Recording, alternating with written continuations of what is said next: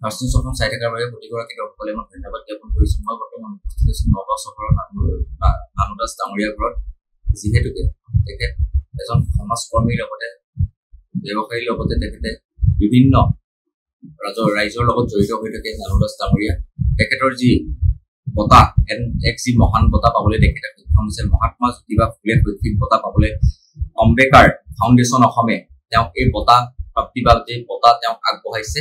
একথত ক'বলৈ গ'লে যি আমি ফাৰ্ষ্ট নিউজ অসমত আমি এই পোষ্ট আপলোড কৰিছিলোঁ দুদিন আগতে, বৰ্তমান নানুদাস ডাঙৰীয়া যি যোৰহাটত এই বঁটা পাবলৈ সক্ষম হৈছে। আমি নানুদাস ডাঙৰীয়া আজি আমাৰ লগত উপস্থিত আছে, আমি তেখেতৰ পৰা জানিম। কওকচোন ডাঙৰীয়া, প্ৰথম আপোনাৰ পৰিচয় দিব। হয় হয়, নমস্কাৰ, মই নানু দাস। মই সমাজসেৱাৰ লগত জড়িত ব্যৱসায়ী। বহু বছৰ আমাৰ ঘৰখনে ব্যৱসায়ৰ লগত জড়িত, দেউতাৰ ব্যৱসায় মানে ব্যৱসায় আৰু সমাজসেৱাৰ লগত জড়িত। দেউতাই সমাজসেৱা কৰিছিল, মোৰ ককাই সমাজসেৱা কৰিছিল। আমি বহু বছৰৰ পৰা সমাজসেৱাৰ লগত জড়িত কাম কৰি আছো। কেতিয়াও ভবা নাছিলো যে কেতিয়াবা সমাজসেৱা কৰি বঁটাও পাম বুলি, বঁটা মোৰ প্ৰাপ্তি হ'ব বুলি মই ভবা নাছিলো। এতিয়া মই মোৰ কাৰণে আগবঢ়োৱাৰ বাবে মই বহুত হৈছো, ধন্যবাদ জনাইছো। অসম আম্বেদকাৰ ফাউণ্ডেশ্যন অসমৰ সমূহ কৰ্মকৰ্তাক মই ধন্যবাদ জনাইছো এই বঁটাটো আগবঢ়োৱাৰ বাবে।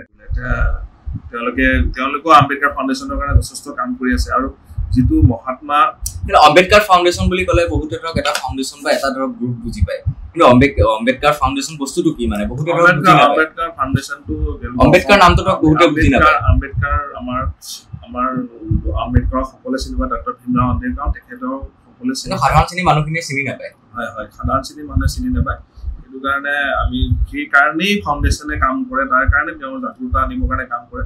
আৰু যিটো মোক বঁটা দিয়া হ'ল মহাত্মা জ্যোতিবা ফুলে বঁটা যিটো দিয়া হ'ল, তেখেতৰ বিষয়েও আজি ডেটত আজি মানুহ খুব কম মানুহে জানে, বহুতে কিছুমান মানুহে গম নাপায়।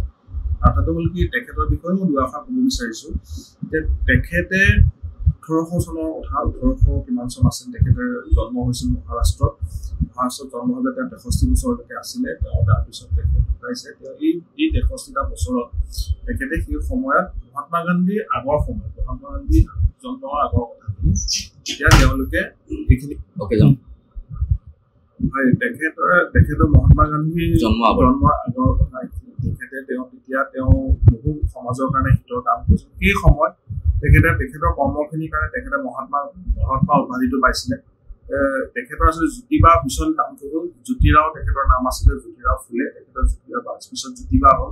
তেখেতৰ মুম্বাইত তেখেতক হেৰি দিয়া হৈছিলে, তেখেতৰ উপাধি দিয়া হৈছিলে মহাত্মা। তেওঁ মহান মহাত্মা সকলোৱে জানে, মহান আত্মা মানে মহাত্মা।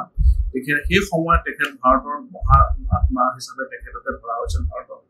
আৰু তেওঁ কৰা কামখিনি আছিল মহিলাৰ কাৰণে, তেওঁ বিশেষকৈ খুব কাম কৰিছিল। তেওঁৰ পৰিবাৰেও বহুত মহিলাৰ কাৰণে কাম কৰিছিল, তেওঁ বিখ্যাত মানুহ। তেওঁলোকে মহিলাৰ বাবে প্ৰথম মহাৰাষ্ট্ৰত স্কুল খুলিছিল, কলেজ খুলিছিল, প্ৰথম টিচাৰ হৈছিলে তেখেতৰ পৰিবাৰ। আৰু তাৰ বাবে তেওঁলোকে বিধৱাসকলৰ কাৰণে কাম কৰিছিলে, বিধৱাসকলৰ কাৰণে আশ্ৰম বনাই দিছিলে। তাৰপিছতে বাল্য বিবাহ তেওঁলোকে বন্ধ কৰিবলৈ চেষ্টা কৰিছিলে। কৃষকসকলৰ কাৰণে যুঁজিছিল। সেইটো সময়ত টেক্স বহুত দিব লাগে কৃষকসকলে, ব্ৰিটিছৰ সময়ৰ কথা আছিলে। কৃষকসকলৰ যিখিনি আছিলে সেই সময়ত তেওঁলোকৰ কাৰণে যুঁজিছিলে। কিন্তু যথেষ্ট বহু কাম কৰিছিলে। তেখেতৰ নিচিনা এজন ব্যক্তিৰ নামত মই আজি বঁটাটো পোৱাৰ বাবে মই বহুত সুখী হৈছোঁ। ডাঙৰীয়া, সমাজৰ হকে আপুনি কাম কৰিম বুলি যেতিয়া আগবাঢ়ি আহিছে বা আপুনি কাম কৰি আছে, পূৰ্বৰ পৰাই কৰি আছে, ধৰক এনে কিছু ধৰক দৰিদ্ৰ আহে বোলে মোৰ এবাৰ চিকিৎসাৰ বাবে ধৰক কিছু আৰ্থিকভাৱে তেওঁলোক দুৰ্বল বা কিছু টকা পইচাৰ দৰকাৰ, কি ক'ব? ছাৰ, তেনেকুৱা ধৰণৰ মানুহ মোৰ তালৈ সদায় বহু মানুহ মোৰ তালৈ আহি থাকে। মই কাম কৰোঁ বুলি জানে, আৰু সেইকাৰণে বহু মানুহ মোৰ লগত যোগাযোগ কৰি থাকে। মোক ঘৰলৈ আহে, ফোন কৰে, মেছেজত। মই যাক যেনেকৈ পাওঁ সহায় কৰোঁ। গভৰ্ণমেণ্টৰ বহুত সুবিধা আছে, গভৰ্ণমেণ্টৰ তাত ফ্ৰী ছাৰ্ভিচ আছে, সেইবিলাকত মই কানেক্ট কৰোঁ, সেইবিলাক মানুহৰ লগত কথা পাতি। আৰু যিবিলাক ফ্ৰী নাথাকে নিজাববীয়াকৈও সহায় কৰি থাকোঁ। সেইধৰণে পকেটৰ ধন ভাগিবিলাক কৰি থাকোঁ। সেইধৰণে কৰি থাকোঁ, কাম হৈ থাকে। আৰু এনেধৰণে বেলেগ চেক্টৰতে কাম কৰি সমাজৰ বাবে যদি কাম কৰিছে, পকেটৰ ধন ৰাখি নি হ'লেও কাম কৰি আছে কৰি গৈছোঁ। মই সমাজত এটা মানসিক শান্তি পাওঁ, মানুহক সহায় কৰি পেলাই কৰি থাকোঁ। ইভেন তাৰ বাহিৰেও কেতিয়াবা কাৰোবাক চাকৰি বাকৰিৰ ক্ষেত্ৰত সহায় কৰোঁ, প্ৰাইভেট চাকৰি।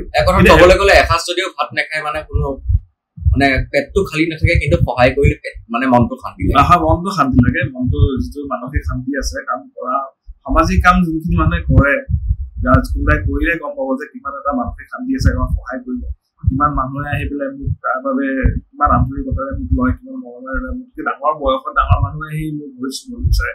নাই সেইটো নকৰিব, সেইটো মই আপোনালোকে সৰু, মইহে আপোনাৰ ভৰি চুব লাগে, সেইটো ধৰণৰ কথা।